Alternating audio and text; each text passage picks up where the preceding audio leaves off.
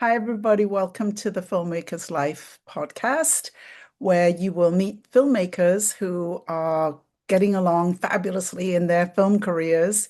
And you're going to learn as much as we possibly can teach you about how to get your career going as well. And everything we do here at the Filmmakers Life and at Filmmaker Success is all about helping you with the business of film, raising money, getting your films into distribution. We're going to talk a lot about distribution today, and actually being a successful filmmaker. So I'm really excited to introduce you to Tom Phillips. And Tom, you will realize that we don't ever start with a bio because I start way at the beginning. And my first question always is, when did you know, first of all, when did you know that you were a filmmaker? Always. I'm one of those guys. Always. Ah, This was not something that I chose. It definitely chose me. It's a blessing and a curse, I ah. would say, right? I That's mean, right. A blessing and a curse. yeah. So, We would yeah. do anything else if we could do anything Oh else. my God, trust me.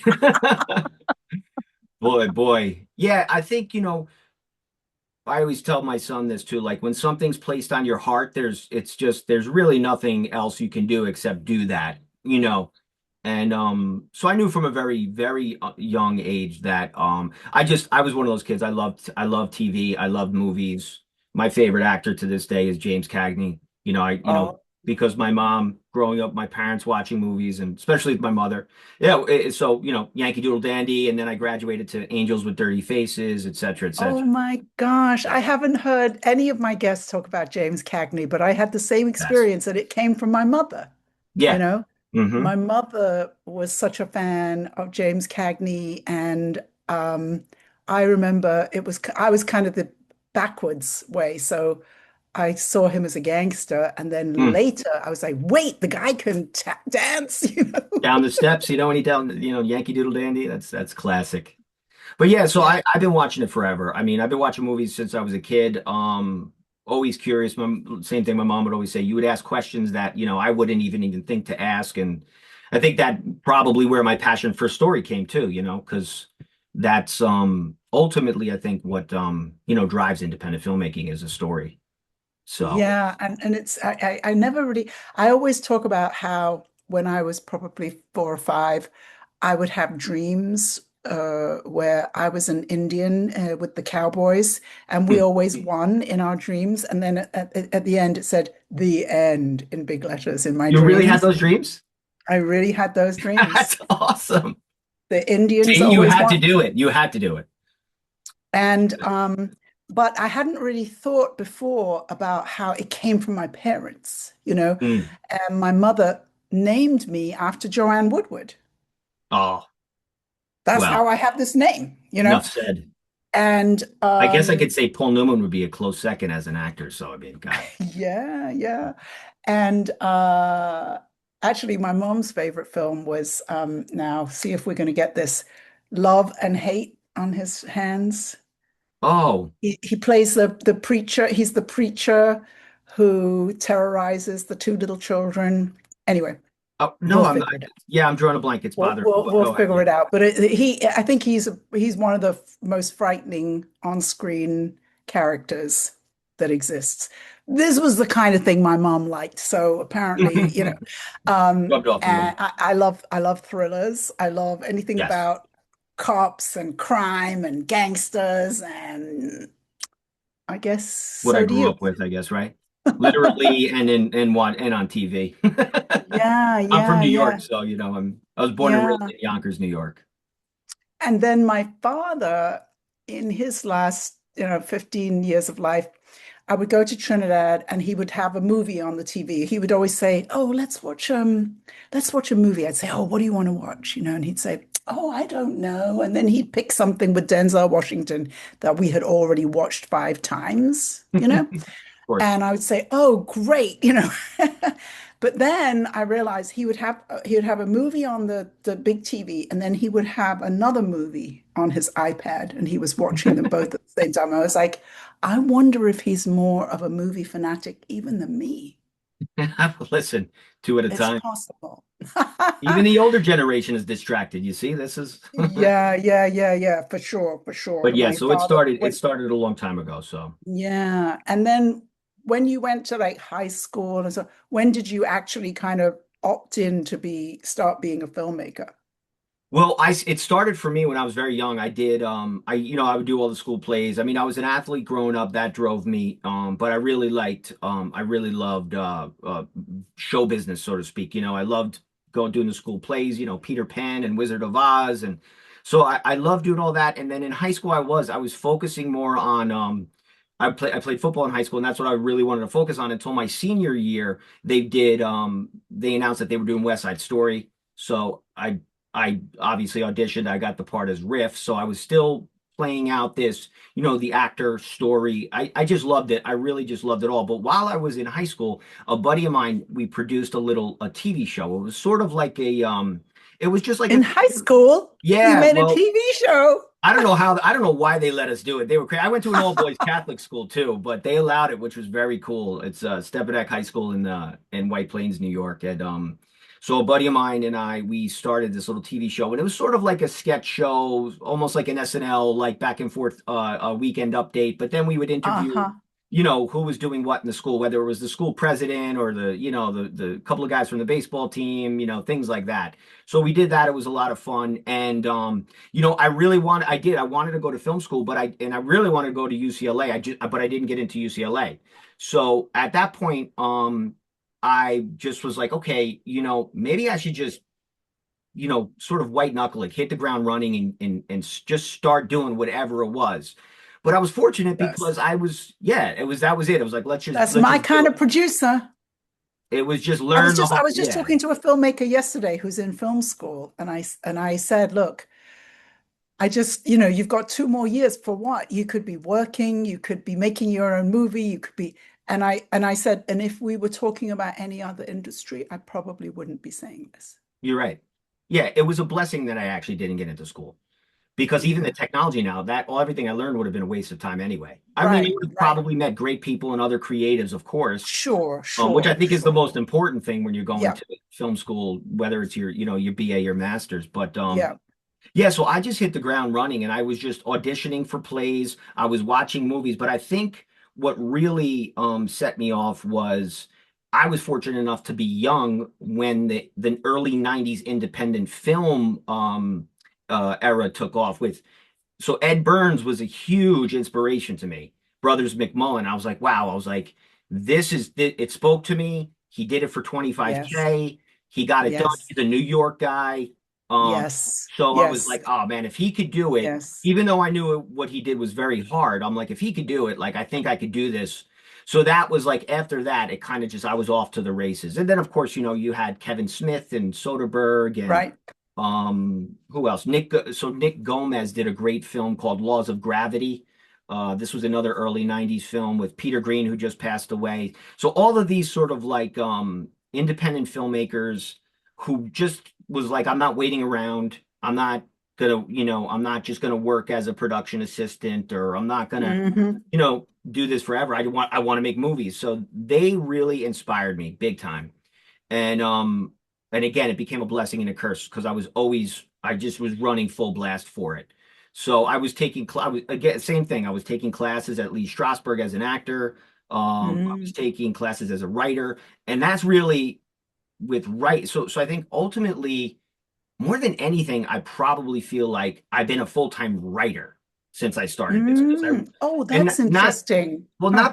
not because like I'm getting paid for it or I'm submitting and I have agents and reps. It's just that I just realized how important it was to understand the formula of Right. writing, where things fell, you know, the hero's journey, of course.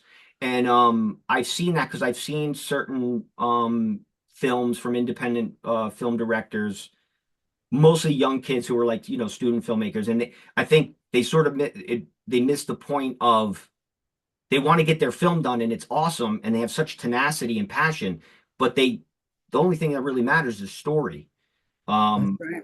and if it's not there, it's like, man, you have such potential, you got a great idea and a great plot, but like you missed everything. It's So so interesting because I always like to say, the less money you have, the better your script needs to be.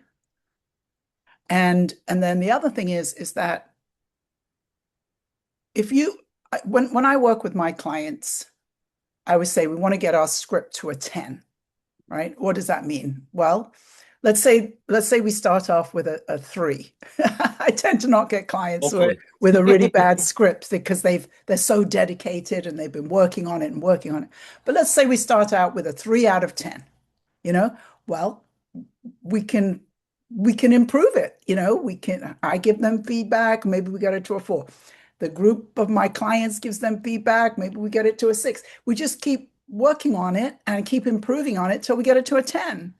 That's it. And it's the cheapest way of up leveling your film.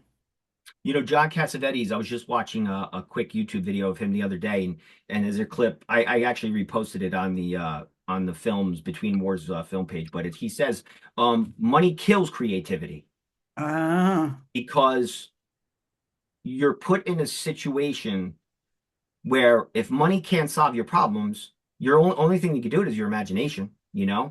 right. Um, and I loved it because it's the truth.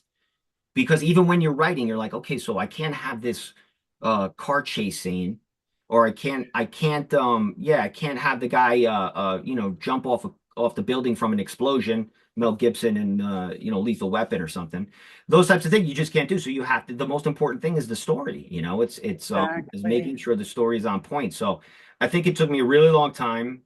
And I'm not a patient guy. I've become patient, but I think but I think kind of once you get it and you start to realize, especially after making your own film, the smartest thing to do is to just not only, like you're saying, like give it to somebody else because you need that feedback, but to really understand the formula, understand that, you know, like if you're gonna write 80 pages, you'll probably end up writing more, but just write 80.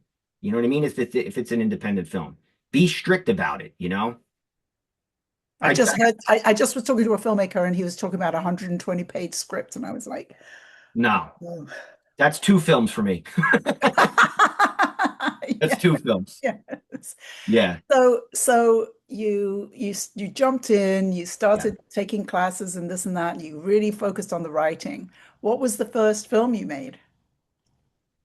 Well, my first directorial debut was this film, but I was always was is Between Wars, but this film was always I was always developing it. Like I was directing a couple scenes. So I was lucky because Michael Imperioli is the star of the film. Oh, let's not jump all the way to Between Wars. I got to Okay, fill I'm in the sorry. I'm sorry. gaps in the middle. I got to know what happened. What happened? What happened? So no, so I this one film was the only film I was dedicating to becoming my first film.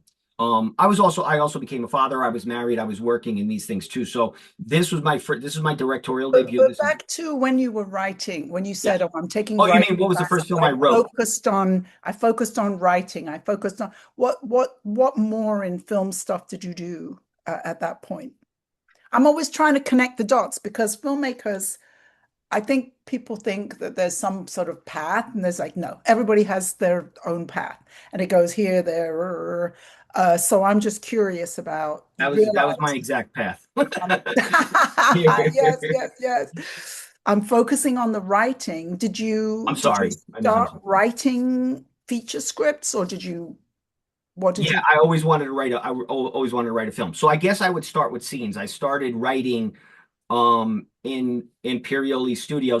Well, I started writing prior to that, but I started to hone it at Studio Dante, where it was like maybe 5 or 6 of us that were writing. So I was just writing scenes so that Nice. I could try to like at least get it down. Like, is this too long? Does this make sense? Uh-huh. Do I sound like I was inspired by this? Does it sound like this movie? Because if it is, maybe I'm too inspired by it. You know what I mean? Right. So yeah, so it really started with scenes. I also took, do you remember Dove Simmons? Yes. Okay, so I took Dove I Simmons. think we've talked about Dove Have Simmons we? We before. may Yeah. have. So I took his class. I brought him to Miami to do his 2-day class. How was he? Is he still great? Because he was great. This was a long time ago. This Okay. was before COVID, before Oh I wow, left okay. for San Francisco. So I left for San Francisco in 2005. So it Oh was wow, all right. before So 2005 that I brought him to Miami. but I thought he was fantastic. He's awesome. And the reason why I love him is because he was very direct. He's just like, he tells you how it is, tells you what to do, and obviously you got to go and take what you get from it. But I took his class, and one of the things, there's a lot of things I got out of it, but as far as writing is concerned, he started with the 50 deck index card. Mm-hmm. Get the 50 index cards, start with scene one, then get to scene two, write as many as you can, but you want to stick with 50. Now, this is when, screenplays may have been a little bit longer, and go from there, so that this way at least you have a guideline. And this was really, I think Final Draft may have even started at that point in time. I don't know if even Final Right, Draft was around. right. Yeah, Yeah, yeah. so it started with that. So I would just take classes and courses and And write Dov stuff. Simmons also was very much like you had talked before about, just do it. Um, Yes. and I literally just got off the phone with somebody who's been developing a project for 20 years, right? This is so common when I meet filmmakers. Yeah. So the just do it thing, and Dov Simmons was really about just do it, and then here's some, but also he was about and do it with, if you don't have much money, do it. Just do it. Yeah. Yeah, he was very much about making a micro budget film because you can. 100%. And I think part of that was part of what making a micro budget film, because you can, me trying to convince other people to do it with me was the hardest, because they were so conditioned to say, Yes. you can't do that. We need this, we need that. I'm like, you don't. Oh my We God. you Oh don't. my Just God. get the Oh, camera, let's get the mics. We're in New York City, and everybody's an actor and everybody wants to act. And some guys I grew up with are natural. They're not even actors, but they're great to have you know what I mean? They were great to have around. But do you happen to remember a number? Did Dov Simmons ever say, if you can get this much money, you can make a film? I'm sure he did. I want to say like $25,000, but Uh-huh. that I think that also may be the number, because that's what Burns did and Kevin Smith did and Right, Robert right. Well, Rodriguez. maybe they took Dov Simmons' class. They may have. I Yeah, know a lot of yeah, people took his class. I yeah, think yeah. Tarantino took his class. I today I use the number 40,000 Okay. as the minimum. And when I have my clients try and raise 40,000, they usually, well, they all have raised more. Um, but I think there's a minimum, and then go for that. And then the other thing I wanted to say about Dov Simmons was, well, I don't know, but anyway, it's just really this thing about just do it. Yeah, get what you can and use what you have and get it done. Because if you're that passionate about it and you really want to make movies, you will. So that's really what I got out of that class too. That again, he would always go back to, you got to have the script, you have to have the story. So he did in that class. I think mine was like maybe a 3-day class. He really spent a lot of time on not story writing or script writing, but like making sure this is what you do for the script so that you get this, because it all starts with the script, right? And now I Yes. also realize Yes. too with actors, when you hear actors say, "No, I didn't want to do that because I just really didn't like the script," and you Right. think, man, but they're going to pay you so much money, and why wouldn't you Yes. do that? And but you Yes. realize it's like you read something, and if you're like, I just can't do this, as a guy who, whether you're an A list or even a B list, you Right. turn it down, because it always goes back, for me, it always goes back to just writing a really good story.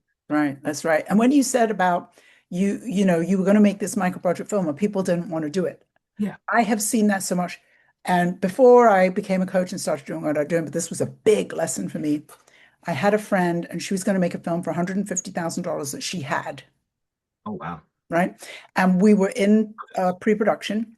We had the whole cast, we had the whole crew, we were in rehearsals, I was the producer. And she was a teacher at this film school in San Francisco. And one day she shows up with this other teacher from her film school who was English. Don't trust English people. And this guy shows up and he said, you can't make this movie for $150,000. Tom knows what's going to come next. Mm. You need $2 million. Hmm. And I was like, well, I mean, we're on day one in about 2 weeks. And the You other know question what? is, has that guy ever made a film? Or that's always what Nope, I ask. So, nope. yeah. And Well, then the amount of alcohol that I could smell on him was another thing, which again is a thing, don't trust English people. And another thing was in 2 days, it was over. That was it. And Oh, so that she was didn't. it. Oh my God. And I said, okay, well, I'm no longer attached to the film. She didn't speak to me for years. That film has never been made. And this is the I kind of mean, thing that I see all the time. What's your theory about this? Because I wrote a book about my right. work, and I say in there often, I'm going to tell you something that I don't necessarily understand, but this is how filmmakers think. So, what was all that resistance from all those people when you said, I'm going to make a movie with whatever money I have? Well, the short answer is there fear, you know. Yes. I mean, I think also that as soon as you say you're going to make a movie, people go right to Apocalypse Now, of Goodfellas, you know. So it's like they're like, "What do you mean? What do you mean we're going to take a camera and run around the streets?" I'm like, "Yeah, it's been done. This is not I didn't invent it. People are doing it." But I think right away people go to that, they go right to that place where it's like, how much, Apocalypse Now. right? Well, exactly. And it's I think it's fear. I was really never afraid. I was really never afraid. Um, Even when I was doing it, I wasn't afraid. I was more like, all right,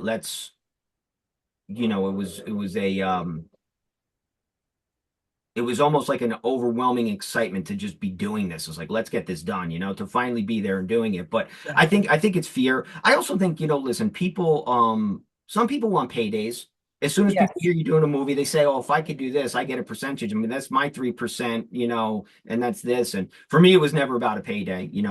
Um, I think some people also feel like again, it goes back to condition. They're just conditioned to believe that you can only do it a certain way.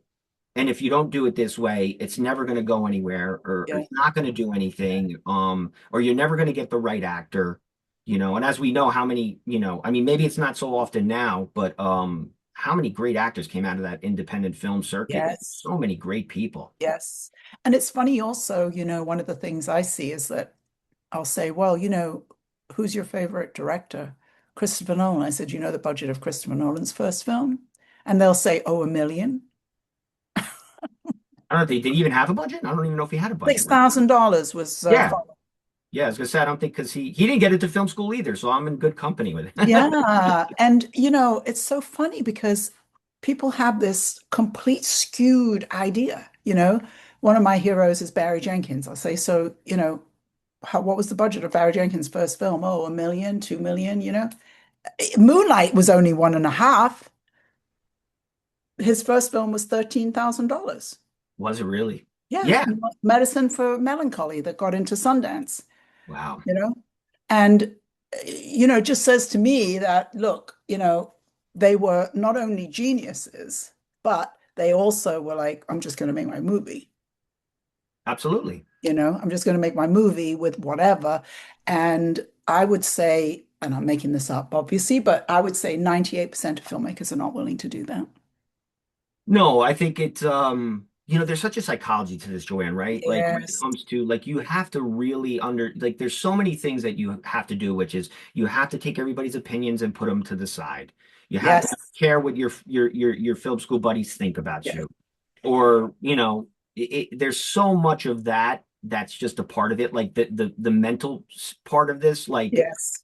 I think also people, especially with movies, they put the making a movie, which is a very blue collar job, by the way. It's not, this That's isn't right. a That's glamorous job. right. It's a working Like class blue collar construction. job. Exactly. Yeah. But they put it on a pedestal, right? And they say movie, and then all of a sudden it's right here.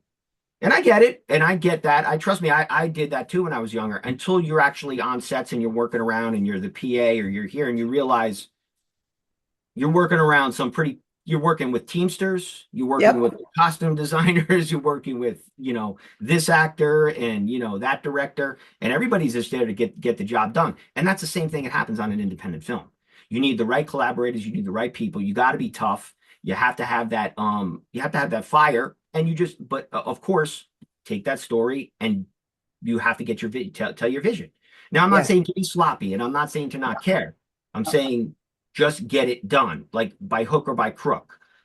You have to just be able to execute as best as you can as an independent filmmaker. You have and flexibility. So that was my mantra on my film was I only had 9 days. I did it in 9 days. Mm. So I said, all right, let's be flexible. I had one of my actors drop out, two of my actors drop out 2 weeks prior. One worked out for the better. The other one was kind of like a give or take. The Uh-huh. original guy probably would have been better for the role, but the other guy stepped up and did a great job. So, Right. you know, some locations that I was supposed to have didn't. So now all of a sudden I'm driving around. I'm like, all right, let's get this corner in the alley, that type of stuff. I'm sorry, I keep jumping to the film, but No, just no, no, no, no, no, no. It's fine. It's fine. It's fine. I was going to ask you, so you said that, but Between Wars was a story you always wanted to tell. yeah. Can you tell me about that a little bit? That's really interesting. Well, I was always very inspired by starting with, like we said, with Cagney, with the gangster classics. I love those movies. Then graduated to the Scorsese's and De Niro's, Mean Streets and Taxi Drivers, and Cassavetes, all these New York films. Yeah. Um, and they Yes. weren't the only things I loved. I mean, I loved musicals growing up. You know what I mean? Me too. Tom, So I think we might be the same person. listen, like we said, it was placed on our heart. So I like everything. Um, but I think, yeah, so I really was inspired probably when it comes to, what I wanted something to look like or sound like or feel like was like a Taxi Driver or Mean Right. Street, those types of films.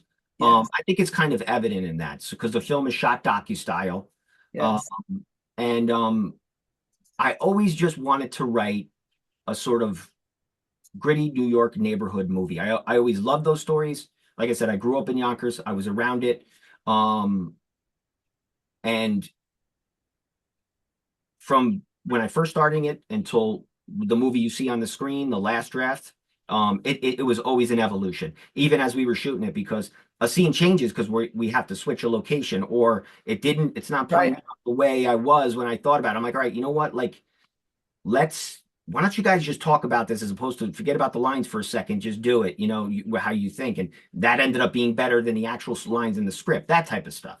So yeah, Right. I always wanted to tell this movie. I was always excited to really bring those 70s/80s, that gritty New York into, into a contemporary storyline. Now I wrote it still post like excuse me, pre social media and stuff. So as a matter of fact, I read one thing that says old New York, which is pretty crazy. I'm like, early 2000s is old New York at this point. I'm like, takes That place was in old New that was York. a Gen Zer writing that.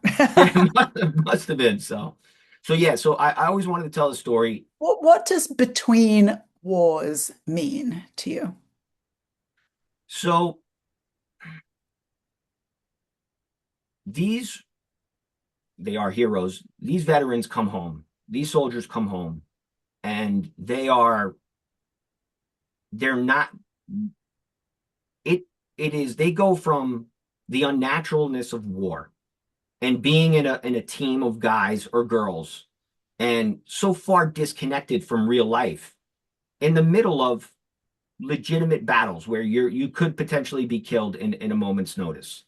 Um, and then you come home and you're supposed to, go back to becoming an electrician or a teacher or whatever you are. Dad. Excuse me? A dad. Or a father. Yeah, or a father or a husband. And so many of them struggle. I don't think this is any news that for a while, I think it was like 22% of that, excuse me, 22 veterans a day were taking their own lives due to Right. the post-traumatic stress disorder. And so when I started really diving into the stories of the veterans that were coming home, I also read a book called Achilles in Vietnam, Mm. and it told the stories of like they're totally from boot camp and in the military, they're totally ripped from who they are. They're put in this place, and now they have to come back and sort of like go back to normalcy. And it's crazy. And so I wanted to tell that story where our Marine Franny Malloy comes home and he's placed back into the Bronx, and he wants to be normal, but he can't be normal. And he has the help of Imperioli, who's his counselor, but he's torn back and forth. He's back into the neighborhood and the craziness of the neighborhood. He's in these underground fights, and the fights actually give him a little peace because he gets that rage out.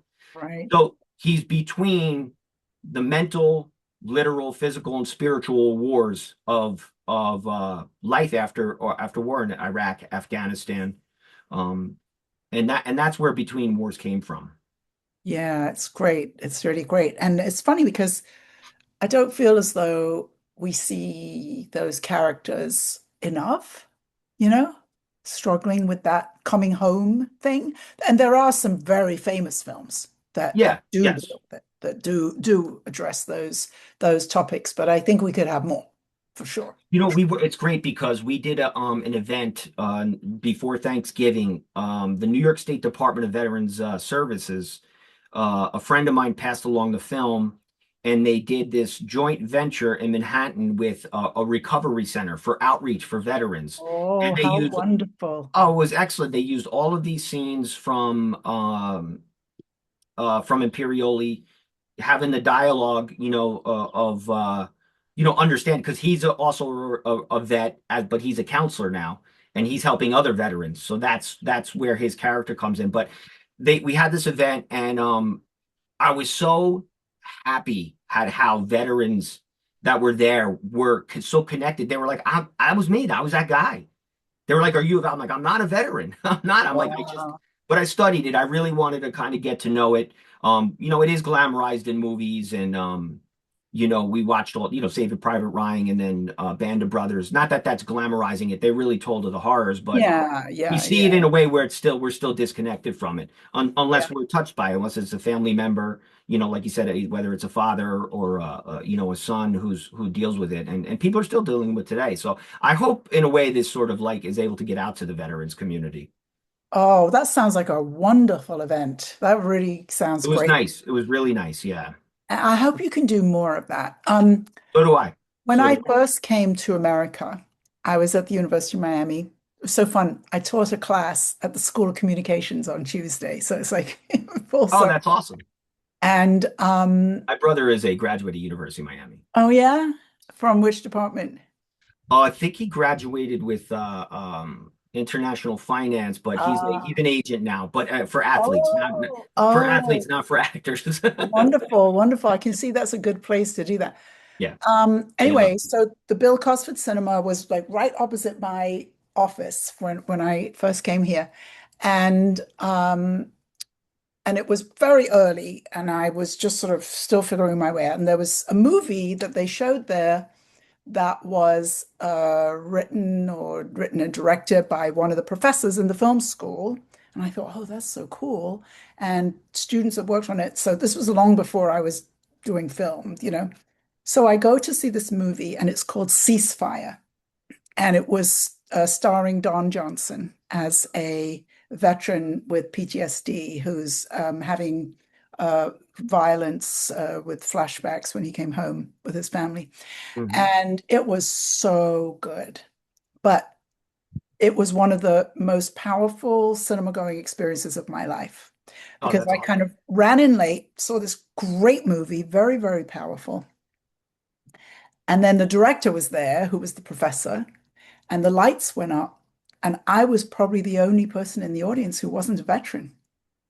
Oh, wow. See, it's a very, very tight community. Yeah. And all these people were raising their hands and talking about the movie and telling stories. And I was just like, oh my God. And this is why I have so deeply this idea that there's just not enough films. You're I'm a right. veteran You're myself. right. I'm Army veteran. Hi, And welcome, Oh, hey. Tony. Welcome, welcome. Thank you. Oh, yeah, that's We'll have just awesome. we'll save a little time for some questions. We'll hear from you at the end. Is that just okay? eavesdropping on you guys. I'm loving it. I'm loving every bit of this. We, So we, just let we're you know I'm good. an We're Army going to vet. save some time for you at the end, though, Tony. So thank you for being here. Thank you. But anyway, so yeah, that was one of my very early American experiences, you know. Was this he as a Vietnam veteran? I was just curious. Don Johnson. I want to say it wasn't Vietnam. I want to Okay. say it wasn't Vietnam. I have a feeling it was a little bit later. Okay. Um, uh, oh, no, Vietnam. Okay, Okay. Vietnam vet. Yep. And of course, I have just sort of arrived in Miami, and when my mother came to visit me in Miami, we took her out on a little boat ride, and she said, and it was this little pop, pop, pop, pop boat, and she's sitting there in the sun, and she said, "Oh, it's just like being in Miami Vice." So my That's Miami great. Vice was this big Oh yeah. cultural phenomenon at the time, Oh yeah, that show was great. Yeah, I and remember it. to see and he did it before Miami Mhm. Vice, and as I say, he's in a movie that was basically crewed by students, you know, and it wasn't glamorous by It any was, means. It but was it like was the whatever the story, opposite. right? Yeah, It whatever was the the opposite story. of glamorous is. Exactly. But I'll never forget that the lights going up and I'm like surrounded by all these soldiers. It was something That's else. cool. That's very Yeah. cool. Yeah, I really hope you can do more of that. So you wrote the script, you knew the story, and then you tried to make the film and nobody wanted to help you. Nobody wanted help. I mean, there were people who were excited. They wanted to see me do it and they wanted to be a part of it. I think when I really got traction was the most traction was when Michael Imperioli decided to when I showed How him the did you script. do that? How did you manage to make that I happen? know. Well, listen, I had one of the throughout all the classes and the documentaries and things I wrote about, movies, I remember listening to, I'm not sure who it was, but they were like, I ended up finishing writing the final draft for the read. So they wanted, so that they could give it to whoever they were giving it to. And they didn't have to figure it out. They would paint the picture on the page, and whoever was reading it would say, "Oh, I get this is great. I totally see this." So that's basically when I was about 96 pages in, and I was like, all right, it's kind of like my whatever draft it was at that point. Um, I had known Michael because I was working in his studio. This was at the height of his Sopranos fame. It was like, the seventh or eighth season. He had this great studio, very small, all professionals, treated you like a professional, generous, brought people in to like work with you as a writer, as an actor.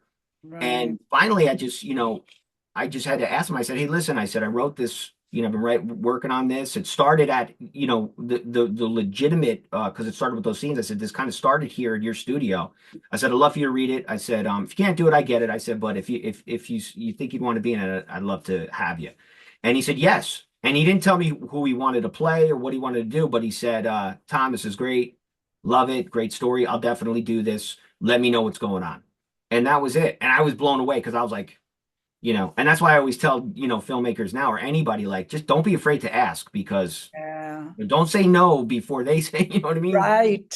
So that's Yeah. what happened. And then, he stuck with me throughout a lot of, because I did that game. I did play that game where I was chasing around producers and I had an option at one Mm, point in time. And, mm, I had this other person, then I had this other person. And, I finally just said, what am I doing this? Why? I don't right. want to chase these people anyway. Let me just do it. And Imperioli already had my back before all that. Right. So I said, yeah. So it took a little bit of time. Life gets in the way and things like that. But finally, I said, this is it. This is when we're doing it. This is how I'm doing it. And then just kind of like would grab this person and grab that person and this actor and that actor and One of the things that I've learned from people about working with such well-known actors is that there are challenges that maybe wouldn't happen if it was, if it was me in your film, right? So Mhm. one of the challenges is how do you work around their schedule, for example. So is that something you worked out with him? Like these are Exactly. dates that he's available, and then you're going to shoot then. That's exactly what I did. I said, listen, we shot it in July. I said, this is when we're shooting it. I said, let me know any date you want for the rest of the summer. I said, and we're putting that, and that became, Imperioli Day. Um, Right. and I was very precise with that day. Yes. I was also very respectful. I got him we shot it in the Bronx, but he was down on the Upper West Side, so I was able to get him a car. And it wasn't like it even cost a lot of money. He said, listen, I just lunch, I'm cool, don't worry, whatever you need. He didn't even want to take, I had to pay because I had to file for SAG for him. Yes. Because I didn't want to get him in trouble, and he Right. asked, and I was like, absolutely. And he didn't even want to take the SAG fee. He's like, I don't want this. I said, you have to take it because of SAG. I was like, but please let me give you something. But so yeah, so So you we shot him out in one day. You would never know that from seeing the film. shot him out of one day, but it was his day alone, and that was it. That was it. I took everything else. I said, we're only focusing on him. It was very precise, and I was also respectful for his time. I said, Yes. listen, so I knew how we were going to shoot it. I know where we were going to shoot it. I know who was in the scenes, mainly just the main character, the lead character, and I just wanted to make sure that he was comfortable with any of his takes. And he came in. There's actually people. I shot it documentary style, but there's people have asked me, "Is this a documentary?" I said, "No, that's the way I wanted to look." But he was so great and he was so natural. And I even told him with his scenes, I said, "Listen, if you want to rewrite something, I said, please go ahead." Because I'm like, if Michael Imperioli wants to rewrite something, let He him can come out. rewrite the scene. Yeah. Yes. And he said he was like, "No, I'm good." And he came in and he was his lines were impeccable. Wow. I said, "Do you want to do it a different way?" He asked me one or two times, "You mind if I do that again?" And then I say this, maybe 5 hours, and we had it all done, and we Mm-hmm. got him out. But that's that independent filmmaking thing where it's like, listen, Yes. don't F around. This is Yep. Imperioli Day. We get this done, you know, and Nice. we did. And then did you have to think about other issues like security and things like that because you had him on? Well, we no, because we were inside and we were filming in a school. So the school the school that we were in, it was the summertime, so it was already closed and locked in. So Right.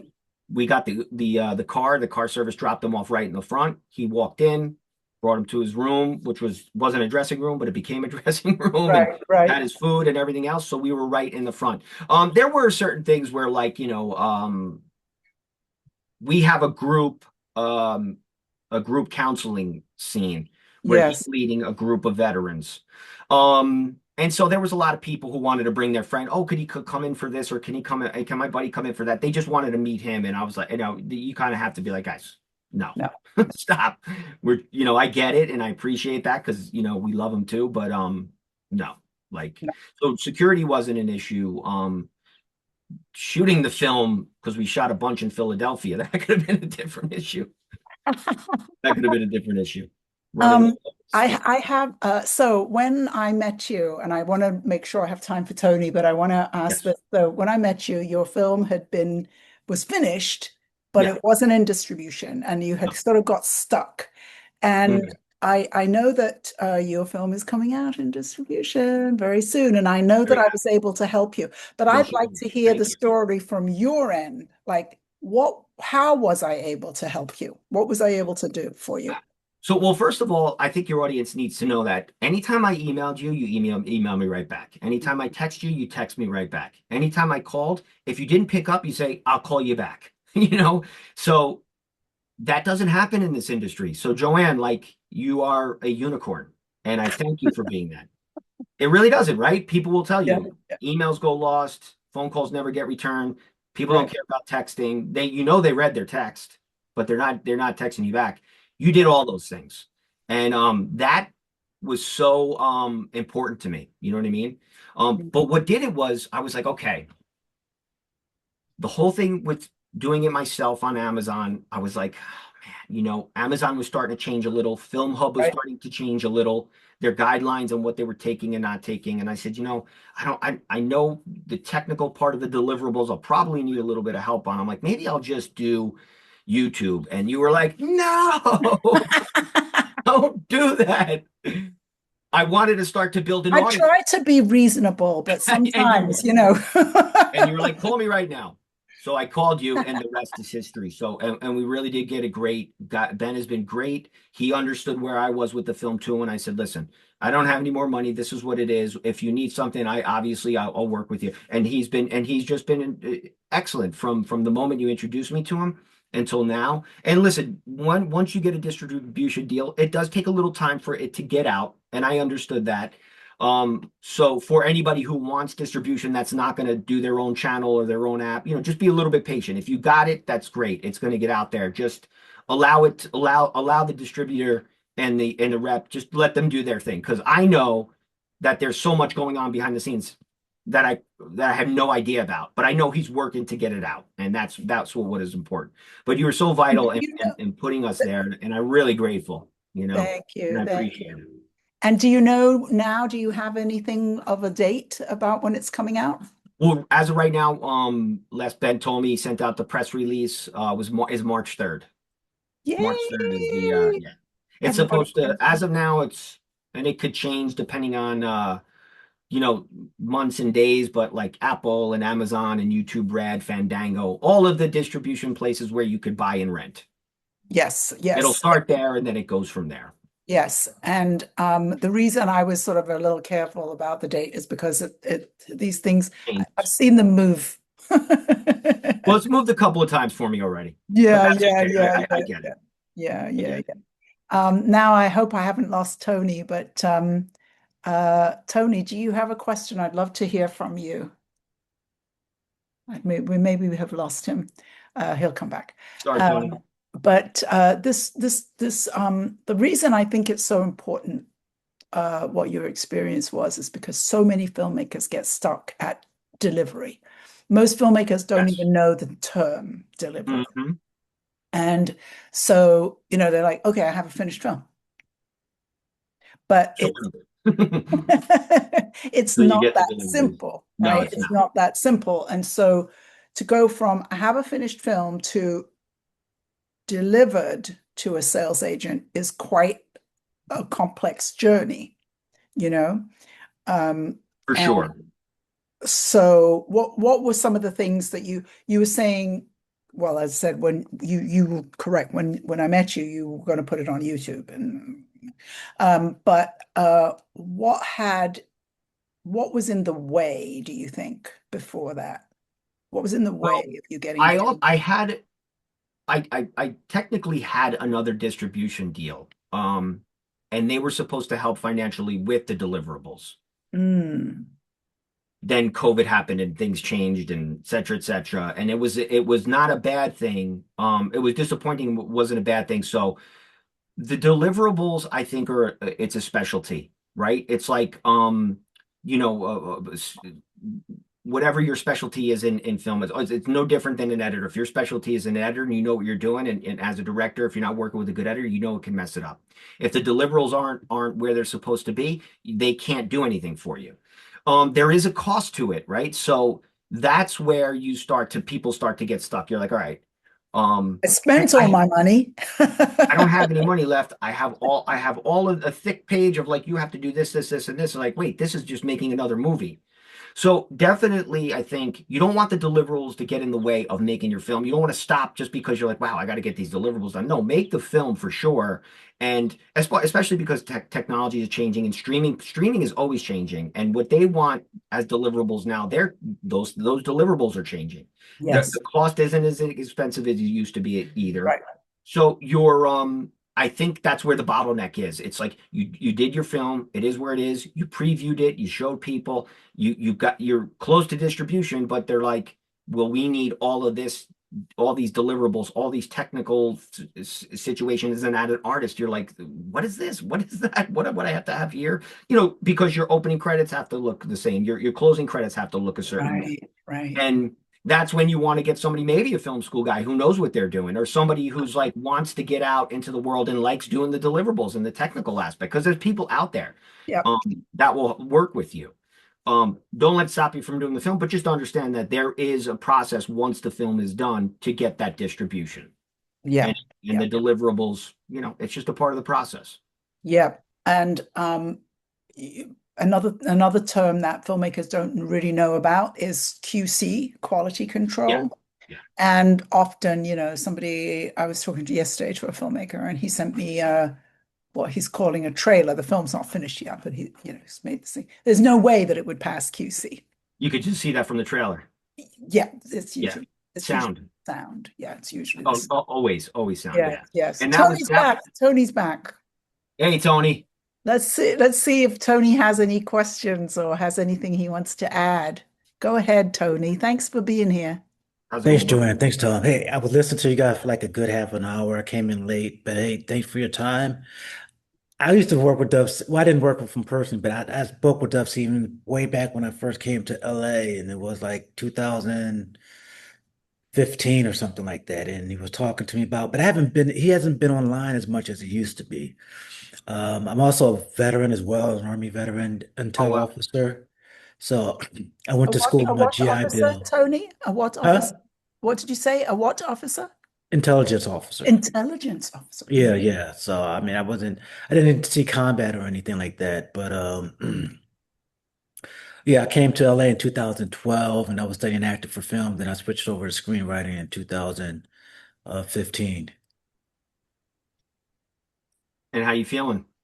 I'm feeling good, you know. Now I'm switching over to filmmaking. I'm working on my first short. I spoke to Joanne about a few months ago regarding a strategy for doing my first short, and she said I should do a feature. So we're strategizing on that.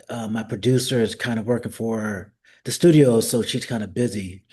So I'm working on, you know, working on my filmmaking skills. I'm working on, editing right now and sound mixing.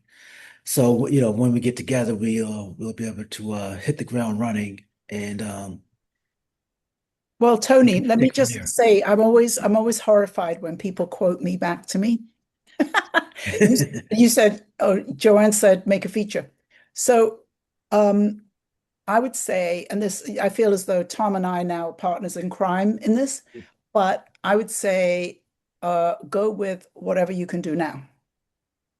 Right. So if you could make a short and be done in 3 months, I would make the short. The But if you're gonna, Tony, if you're doing the short and you're gonna spend $15,000 on it, make the feature. exactly. Like if you're gonna make a short, make sure it only costs a couple of bucks because you're just trying to use it as sort of like a practice. Like use the short as a way to just start warming up. Like, it doesn't have to be a masterpiece. This, you want to make the story as great as possible because then you'll start to see how story flows. But I think ultimately, like if you're going to raise money and you for a short and you think, hey man, I could do this for 15, I would say write 80 to 85 page great independent film based on the story and plot you already have and make that feature. It's only more days and you're going to have a feature film and you're going to be like, I'm a feature filmmaker. I did it. And it may not be perfect, but I'm sure the short film won't be as perfect. So why not just take instead of do when you were saying short film, how many pages were you thinking? 8. Okay, all right. Well, there's difference between 8 and 80. So yeah, so you're experimenting. Just don't spend a lot of money on it. Don't. Or time or effort. Just do it Yeah. now. Do Eight it eight now. pages. Put it this way, Tony. If you're gonna do 8 pages, do it. Give yourself one day to do that. I was doing 13 pages a day on Between Wars, shooting 13 pages.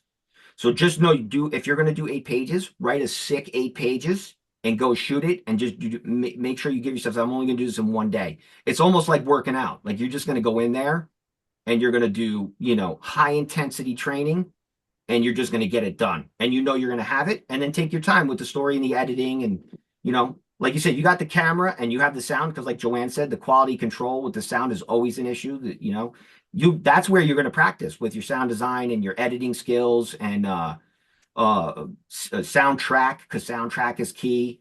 I think that could be a potentially great idea. People say short film, and right away I feel like people are gonna they're doing like 25-minute short films, and I'm like, why wouldn't you just do a feature? But 8 pages is great. That's actually good. That's good. If you're sticking with 8 pages, you can write a sick 8 pages. Tony, when did you and I speak? How long ago? Man, I think it was about October-ish, Oh, right. maybe Yeah, yeah. October. Yeah, I was coming from the gym and somehow I think I ran late and I had you right after I come from the gym, but since I ran late going to the gym, I was in my gym clothes and I was speaking to you on my iPhone. So I couldn't speak to you, but In your car. you were gracious and you were generous enough to to continue with the call and give me good insights and everything, and even send me an email with, some tidbits, some resources. So it was pretty good. Yeah, I think that the thing, and this was, I would, if once we post this on our YouTube channel, I would watch the beginning that you missed. But Tom and I clearly are so aligned in make it now, Hmm. make it now. And the waiting is the problem, you know?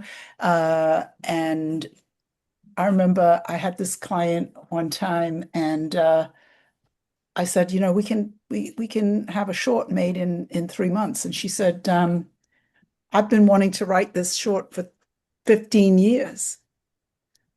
2 weeks later, she had a script. 3 months later, she had a finished film. It was in festivals, and now then she moved so she could make more films.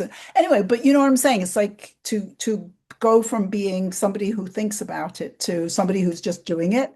And I think the beginning of our call today was just about that. Just do And, it. and you know what, Joanne? I think we should demystify certain things for Tony too, because like Tony, like remember, um, I kind of say this in a funny way, but there's a lot of other people out there making films and short films, and they're stink, to say the least, or they're not as smart as you, and they're not as good of a writer as you. Like, don't think that because like we were talking about putting movies on a pedestal. It's a working class job. With it's like the warrior poet mentality. That's what it is. But if you're an intelligence officer, trust me, you could write 8 pages and shoot that in one day for sure. And once you do it, you're gonna be like, now I get it. Now I know what he's saying. I would do it if I was you. Write those 8 pages, go shoot it in one day, and go edit it up and just have fun with it, and then do it again. Yep. I'm with Tom. I'm with Tom on this one. Tony, It's I don't know if we've confused Tony or not. I think he's like, what am I? Can what you did hear I me, get Tony? into? What did I just get into? Yeah, no, but No, this was great stuff. It was great stuff. I it's appreciate the really encouragement. so um significant to just, jump in. As I said, for that client of mine to go from 15 years that she had dreamt about doing something that she hadn't done. Oh, wait, let me Three ask you a months later, question. it was done. Can I ask you a question? Because Yes.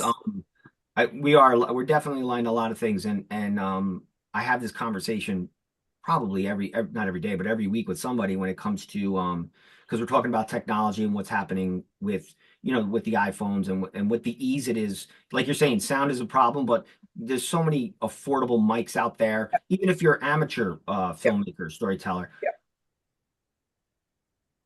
I don't even have a like I have more of a problem with people waiting than as opposed to if Yes. somebody was to just get a microphone and maybe the steady cam that kind of goes with the I mean not a microphone, excuse me, the iPhone that goes a steady cam that goes with the iPhone that you could get on Amazon, have the $25 mics, and even if you're doing it with your friend, you say, hey, I want to write this, just experiment with it.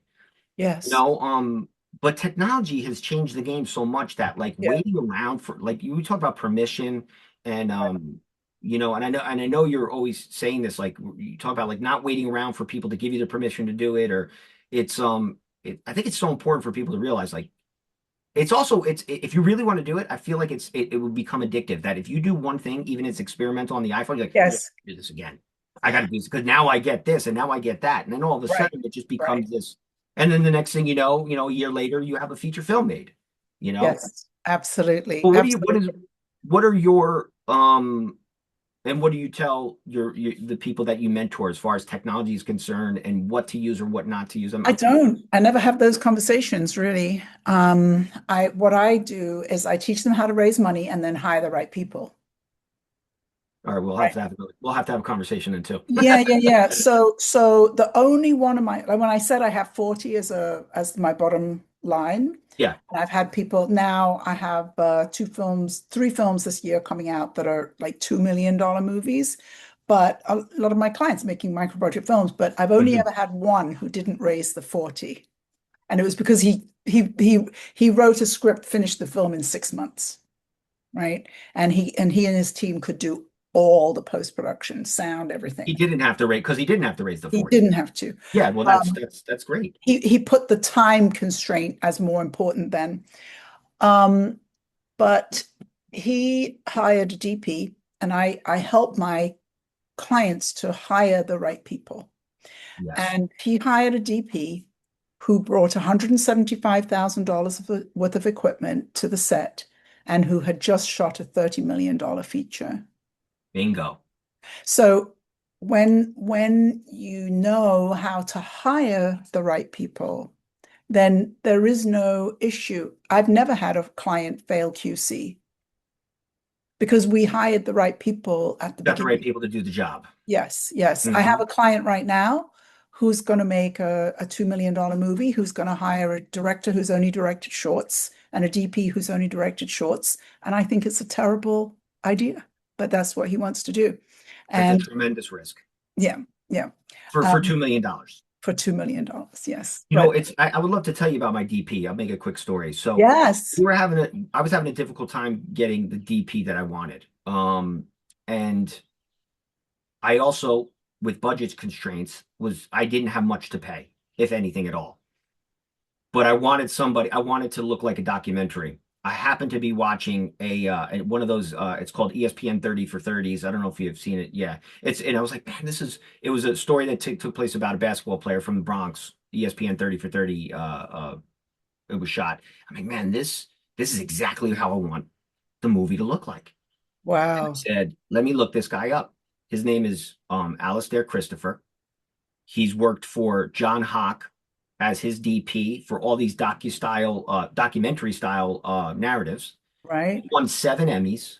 Wow, I reached out to him through Instagram. We had right off the bat an awesome conversation. This guy's yeah, won 7 Emmys for his director of photography work, and he came out and basically did it for nothing. And this was, I mean, had it not been for him, I don't know where, like, I really don't know what the movie would even look like. I owe him so much, but he was the right guy for the right job. And I'm so grateful to have him. But yes, it wasn't like I didn't jump on the first guy, didn't jump on the second guy. I'm like, man, these guys, it's just not the right fit just yet. right, But as soon right. as I got the right guy, it's what made all the difference for the That's film. right. And That's now right. he's a good friend. Now he's a good friend, and it's excellent I always say when you're making your first feature film, you must have a DP who's way ahead of you, for sure. Yeah, way because ahead. yeah, That's and your he most vital creative collaboration. I look to him so many times for, I'm like, do we got it? Yeah, Like, yeah. give me the nod. And he's like, we got it. I'm like, okay, good. The I thought last so. thing I want to say to you, Michael, Yes. is that event you spoke about with the veterans. Yes. And this is where a documentary filmmaker would know about what I'm about to say. But I would like to see you run an impact campaign and raise some money to run that impact campaign. I have my clients include $60,000 as a minimum budget to run an impact campaign, and we raise the money to do it. And That's awesome. I'd love to see you have this film, across the state in veteran centers, across the country, and that's a whole other thing. But that impact campaign may very well be more financially valuable than the film. I think you're right. And the veteran community has embraced the film big time. So that's Cool. something that I wasn't surprised, but I was more like, wow, like the the the interactions with these veterans, and then the acceptance from the Department of the Veterans Affairs. So I agree with you. That I think it's a great idea. I 100% believe what you're saying is accurate Yeah, for yeah, sure. And they need it. I think the veterans need to see yeah, these things. You know, yep. That's right. They need to see themselves in a story, and um, it's helpful in so many ways. Um, I'll send you my calendar. We have to talk. We have to raise some money. Thank you, Joanne. I appreciate it. But I'm down. that's how I see everything. I'm with you. Trust me, I'm with you. Someone will ask me a perfectly sensible question about a DP, and I'm like, okay, let's raise some money. It's a fact. It's the truth, though. It's the truth. But Joanne, you're awesome, and I can't thank you enough for what you did for me and for the film and what you do for everybody and independent filmmakers, because it's really so important, especially right now, this day and age, right now with independent films. I think it's our time, in my opinion. It's now our turn. It's our turn. I I couldn't agree more. I just think that is so true. Tom, thank you so much, Thank and you, Joanne. best of luck with the film coming out. It's so Yes, exciting. All right, take I will care. be in touch. Thank you. Bye bye. Thank you, Emily. Bye bye.